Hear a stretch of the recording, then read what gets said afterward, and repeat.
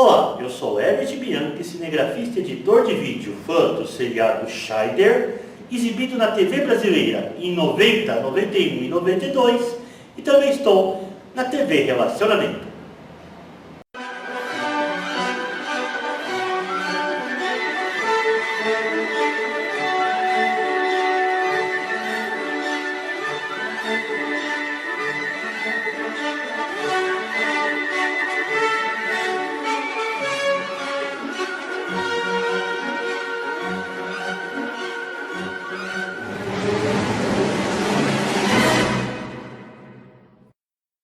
Olá, internautas! Iniciamos mais um programa Quadrinhos para Quadrados e Redondos.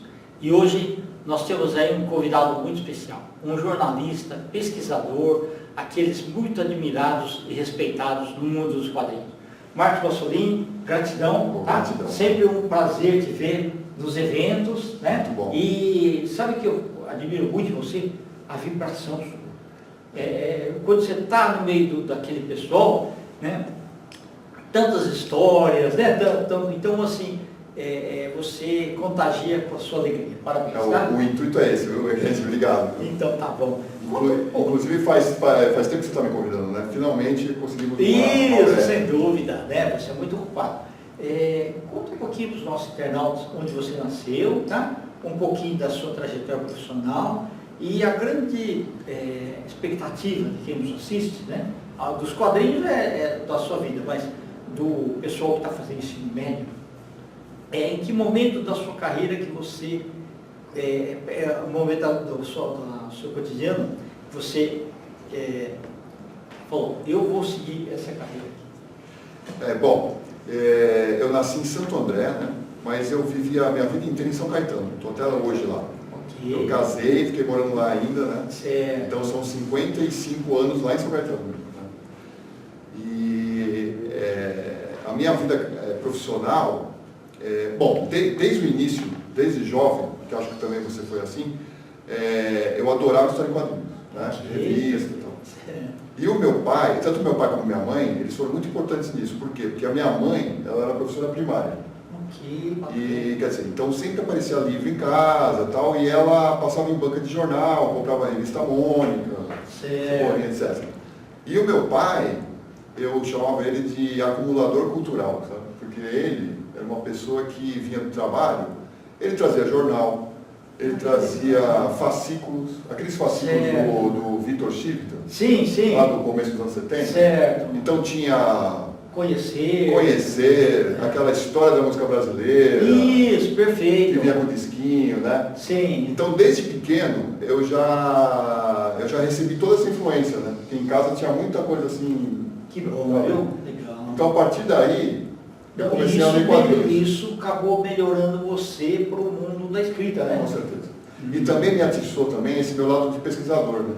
Ok. Porque aí você começa a se aprofundar nas coisas e tal, né? Porque mesmo no conhecer, você lia aquilo, mas parecia que faltava alguma coisa ainda. Sim. Né? Aí você continua na pesquisa. Sim, né? exatamente. E aí os quadrinhos foi uma grande paixão, né? Que também é a sua, né? Sim. E aí, a partir daí, acho que quando foi assim com 14, 15 anos, ali do ginásio mesmo, eu comecei a guardar, né? Porque antes eu só lia e tal. Certo. Aí eu falei, vou começar a colecionar, né? Aí tinha quadrinhos Disney, aí eu comecei a encontrar revistas da Ebal, né? Certo. Que ainda tinha, né? Sim. O que, por exemplo, da tua infância, qual um gibi que, sei lá, te marcou assim, que você ainda se recorda com saudade? Tem um que eu lembro que foi assim, uma coisa assim que me chamou muita atenção, que meu pai trouxe uma vez, você vai lembrar, aquele gibi que saiu pela Rio Gráfico. Ah, sim, tá. 40. No começo dos anos 70, que era semanal. Perfeito. Né? E tinha um formato assim, gigante, Exatamente, tabloide, né? Certo. E aí, quando ele me trouxe esse gibi, eu olhei e estava na capa bem o Spirit. Ah, o Spirit. Do Will Eisner. Então você imagina uma criança ver aquilo lá mexeu com a minha cabeça. Eu falei, quer dizer que não tem só Disney, não tem só Maurício de Souza, o universo é vasto, né? Verdade. Aí a partir daí, realmente mexeu comigo. Aí que eu vi que tinha muita coisa, o universo dos quadrinhos é uma coisa gigantesca, né? Sim, muito legal. Não, aquela lá foi assim, um marco, viu? Porque a gente redescobriu uma série de coisas que eram tiras que Verdade, saíam em jornais, verdade. né? E que ali aparecia a história completa, né? Tinha grandes clássicos ali. Grande clássico, Nossa, exatamente. muito É. bom. Então foi bastante importante. Depois chegaram a sair alguns almanacs Sim, que eles pecaram numa coisa. Ah. O Garra Cinzenta publicaram metade. é mesmo. É verdade, verdade. Eles chamavam de gibi nostalgia. Isso, exatamente. É. Mas Eu tenho foi alguns, importante. né? Mas tudo bem, pelo menos a gente conheceu, né? Exatamente, é. Não, Importante. bacana, viu? Legal. E para mim foi assim, eu lembro que eu estava no interior, estava escurecendo, e um amigo me trouxe um gibi do Tarzan, da segunda série. Nossa. Eu vi a capa, né, que era do X-Parker. E depois, aí eu não cheguei a ver, não cheguei nem a ler aquele gibi. Sei. Mas marcou para você aquela... Isso. Depois, em São Paulo, eu fui no sebo e achei aquele gibi. Nossa, Quando eu vi a capa, eu senti até o cheiro do mato. olha. Sabe, né? Me remeteu Quer dizer, àquele local, entendi, né? entendi. Então, Nossa, estava é muito escurecendo, legal é isso. muito legal. Essa é muito bacana. Você vê, fica no nosso... Até o olfativo, né? Até a memória Coisa, né? olfativa. Incrível, Legal. legal. É. E essa aí do gibi realmente ficou marcado para mim. Que bom. E depois aí você foi indo, você acabou fazendo jornalismo? Sim. Aí nos anos 80, eu prestei, entrei no jornalismo lá na Metodista, em São Bernardo. Né? Ok, tá. E aí eu me formei e no último ano da faculdade, eu consegui um estágio na Editora Abril, que era Perfeito. dentro do departamento de documentação, da EDOC. Nossa, legal que você acabou indo para os quadrinhos, né? É. Quando você pensou em jornalista, você pensou assim, você corresponde de guerra, alguma coisa ou não? Ou era mais... Não, eu já estava nessa área cultural já. Ah, Entendeu? perfeito. Ah, Porque ali nos jornaizinhos lá da Metodista, por exemplo, eu cheguei a escrever uns artigos. Eu escrevi até um artigo sobre o Cavaleiro das Trevas, do Batman, quando saiu, né? certo, Foi um grande marco também, né? Sem dúvida. Ali nos anos 80. Até o seguinte, o traço era diferente. Né? É. Quer dizer, a gente estava acostumado com aquele Batman do Bob Kane, aquelas Isso. coisas, e de repente veio um Batman assim, um pouco mais sério, né? Exatamente. Mais carregado. E aí começou a vir uma palavra que a gente não conhecia, que era graphic novel, né? Tipo, Exato. começou a falar. Isso. Não, e dava a impressão que ele tinha uma angústia, né? Sim. Era aquela coisa meio carregada, é verdade. É verdade. Mas o desenho maravilhoso, né? Sim. O formato também muito bom. E aí eu escrevi algumas coisas no jornalzinho da Metodista. Fiz um perfilzinho do Will Eisner, inclusive.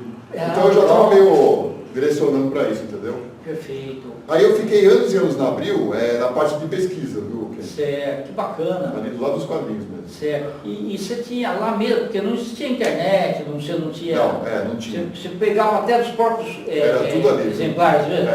Tinha ali é o seguinte, dentro do DEDOC, existia uma sala lá que era a memória, Abril, que aí é como se fosse aquele arquivo morto, que é um arquivo que eles guardam um exemplar de cada.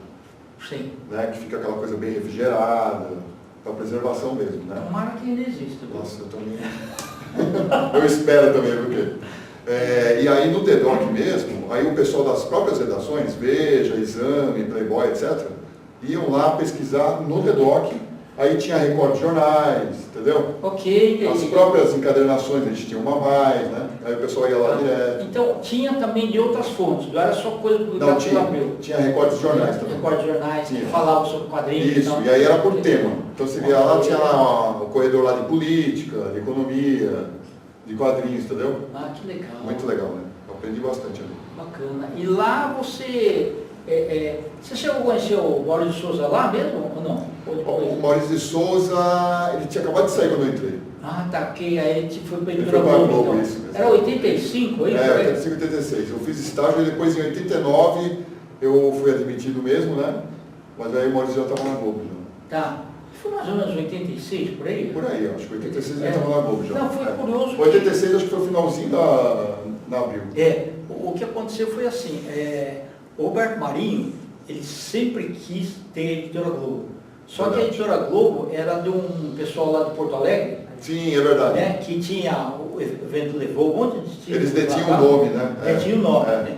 Aí quando a matriarca faleceu, eles acabaram vendendo. Isso. Então aí a Rio Gráfica Editora passou a ser Editora Globo. Né? Exatamente. Começou tudo do número 1.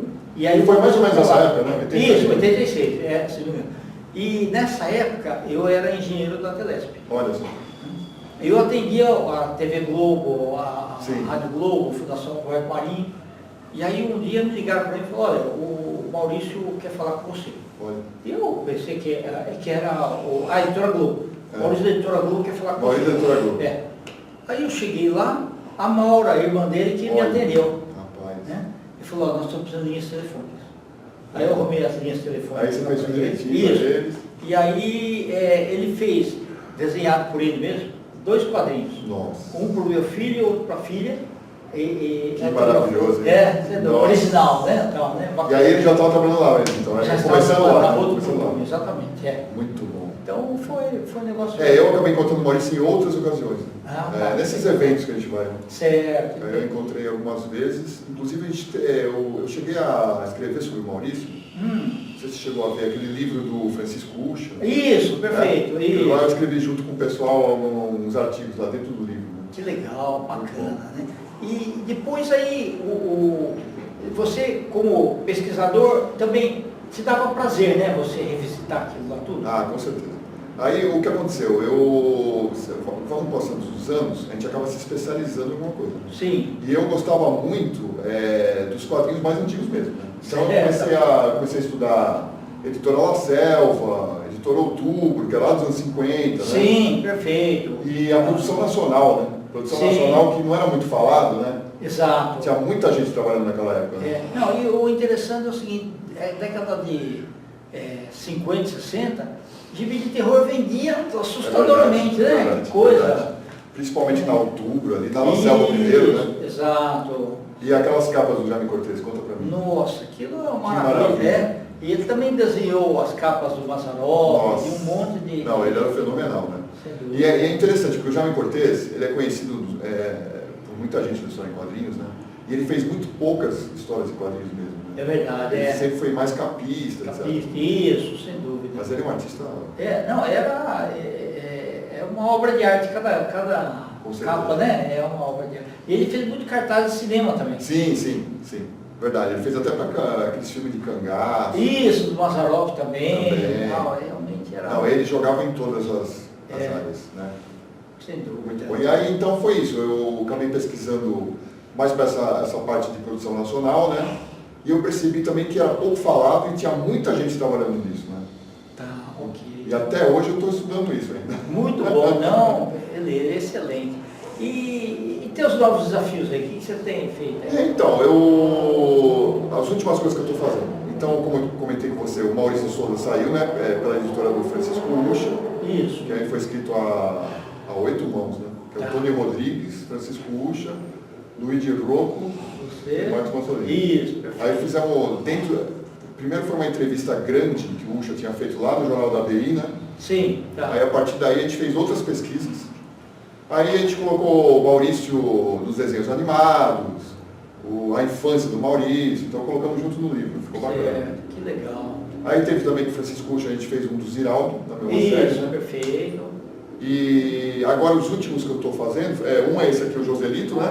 Ah, tá. Que saiu agora. Bacana, viu? Como que surgiu a ideia desse livro? Então, o Joselito, 5 anos de pesquisa, ok?